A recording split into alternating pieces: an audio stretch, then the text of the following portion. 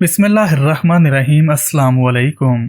अगर आप overhead power lines को देखें तो आपको ये देखकर हैरत नहीं होगी कि परिंदे तारों पर बैठे हैं।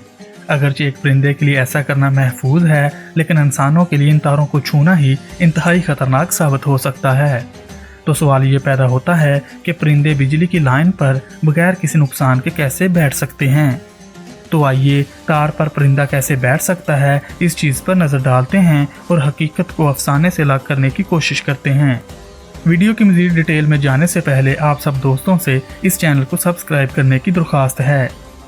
परिंदों की जिस्मानी साख्त में तखसीस से लेकर इंसुलेटेड लाइनों तक परिंदे बिजली की लाइनों पर महफूज तरीके से कैसे बैठ सकते हैं, इस बारे में बहुत से गलत मफरूज़े कायम हैं। ये एक अफसाना है कि तमाम बिजली की लाइनें हिफाजती कोटेड होती हैं जो कि झटके से बचाती हैं।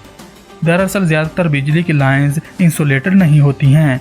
लाइंस पर जो कोटिंग होती है वो दरअसल मौसम की प्रूफिंग के लिए होती है और वो इलेक्ट्रिक शॉक से कोई तहफ़्फ़ुज़ फराहम नहीं करती। तो ये समझने के लिए कि परिंदे वाकई हाई वोल्टेज इलेक्ट्रिक लाइंस पर बगैर किसी नुकसान के बैठने के काबिल क्यों हैं, तो बिजली की साइंस में थोड़ा गहराई में जाकर सोचने की ज़रूरत है।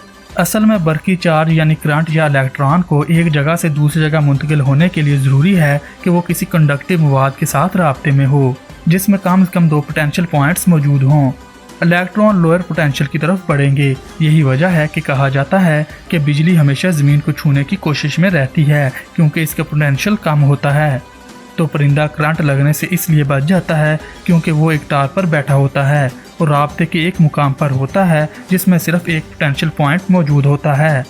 अगर वही परिंदा जो तार पर बैठा है किसी दूसरे पोटेंशियल वाले बरकी आले या तार से टच हो जाता है तो इलेक्ट्रॉन्स को ट्रांसफ़र होने के लिए एक कंडक्टर मिल जाएगा। क्योंकि इलेक्ट्रॉन्स को ट्रांसफ़र होने के लिए जो दो पोटेंशियल पॉइंट्स चाहिए होंगे वो मिल जाएंगे और परिंदा फ़ौरन करंट की लपेट में आ जाएगा। और जब तक वो परिंदा एक तार पर बैठा रहता है तो इस बिजली की तार में मौजूद इलेक्ट्रॉन्स को आगे बढ़ने के लिए कोई कंडक्टिव मवाद नहीं मिल रहा होता जिससे वो इलेक्ट्रॉन्स आगे भेज सके, जिससे करंट का फ्लो हो सके। लेकिन जैसे ही परिंदा दूसरी तार से टकराता है तो फौरन इस कंडक्टिव मटेरियल यानी परिंदे के जरिए इलेक्ट्रॉन्स का बहाव एक तार से दूसरी तार तक शुरू हो जाता है, जिससे परिंदे को करंट लगता है और वो फौरन ज़मीन पर आ गिरता है। इसलिए आपने देखा होगा कि वो परिंदे जिनके पर बड़े होते हैं वो जल्द ही दूसरी तारों से टकरा जाते हैं जिनसे उनकी मौत वाक़या हो जाती है।